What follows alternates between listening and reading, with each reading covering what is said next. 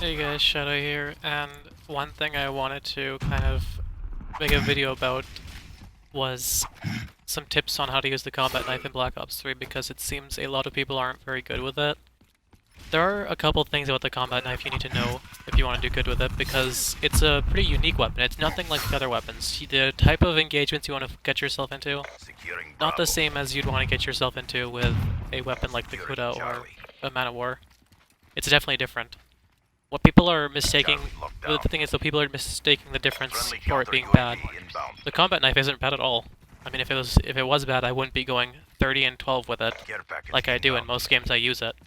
It really isn't that bad, and it is pretty good. It's just that people aren't using it right, so I felt like I'd make a video explaining to people what strategies they should use if they want to do good with it. Now, first of all, I guess I'll say what class I use because that's probably pretty important. So for class, I have a relatively simple class that I use. You could change it up a bit if you want, but there are some things that you'll probably need if you want to go with a knife. First of all, you need the knife, obviously. My lethal and tactical are just they're definitely optional. I only run the tomahawk because I want to get kill challenges for that. I run the concussion because I want kill challenges. For third perks, I'd run blast suppressor and gung ho, which I don't know why I run that. You should probably swap that with awareness or dead silence. Awareness or dead silence will really help you out. Tactical mask is optional if you don't like tacticals. I don't think it's really necessary if you're running around that much. Hardwired is what I use for the second row perk. If I'd run another one, I'd probably run cold-blooded, but tracker can also help you track enemies and get behind them a lot easier. Now for first row perks, this is where it really counts. I run Ghost and Afterburner and recommend you do that as well. One thing that's necessary for running a combat knife is you need to be able to go fast. So Afterburner helps with that, Ghost is good for staying off the radar, and Blind Eye and Sixth Sense, and Overclock actually also could be useful. Sixth Sense, a bit less so. Overclock could help because you'll get your Ripper back faster, which is the next thing I'll talk about, because Ripper is pretty good. Blind Eye lets you get away from score streaks. Now, the specialist I'd say you should probably run if you're using the knife regularly is the Ripper. Now, the Ripper is extremely useful because when you get into a situation where you'd lose with the combat knife, the Ripper can help you get out of those situations and let you win. Hence why I always use it when I'm in a crowd of people, and hence why I have 4.5 kills per use with it. Like this. I likely wouldn't have survived this situation and wouldn't have gotten that beautiful wrench if it wasn't for Ripper.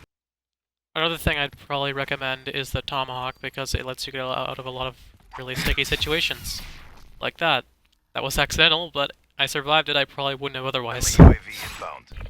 Now, luck is definitely a thing when you're going for combat axe kills, but once you learn how to use it, and you actually do start getting some kills that you were doing on purpose, it does become really useful at getting people at ranges. Now onto single target fights when you're fighting one person. You want to try to get behind them as fast as possible. If you're going at them from behind, continuously slide. And if you're going at them from the front, try to slide around them. The easiest way to do this is simply to slide to the side behind a wall, and then wait until they come up on you. Now this is another important thing. What you want to do is mix between camping and rushing. A lot of people I found say that camping is the best thing to do, but this is extremely slow and you won't get that many kills doing it. Not to mention it won't really help your KDs if you're not getting kills, so you need to do something. What I do is I do a combo of both. I rush when I can, and I try to flank. And if you can't flank, then what you can do is you can simply push to the enemies, and then sit in corners around where they are, kill one person, move up, and just repeat that process until you clear out as many enemies as possible. This works best because people can't kill you when you're really close to them, and they can't kill you when they're alone, and that's what you want to try to exploit and get the advantage out of. Here, I got a multi-kill with the wrench, which I picked up. I don't actually have that. And the key to that is just to make sure you're not they're not able to see you.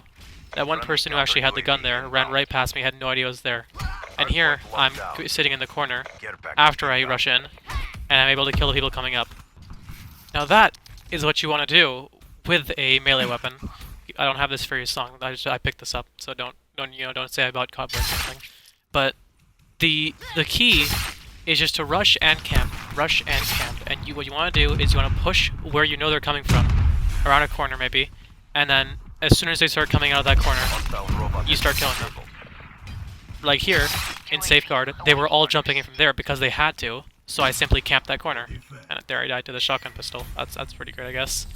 But anyways, what you want to be doing is you just want to camp and rush. It's pretty simple. You do that, and you should be able to get a lot of kills with it. And if you practice that enough, and you get good at using the parkour system as well, you'll probably be able to do pretty good with the knife. Should you get crowded by enemies, you have Ripper to back you up if you are using Ripper. And if one's a bit too far away, you have Tomahawk to go and get him in the distance. It really isn't the hardest thing to do good with the combat knife. It's just, it's very, very different from the other weapons, so it makes sense that people don't really know how to use it. But hopefully I helped you out, and hopefully these tips serve you well in the actual video game.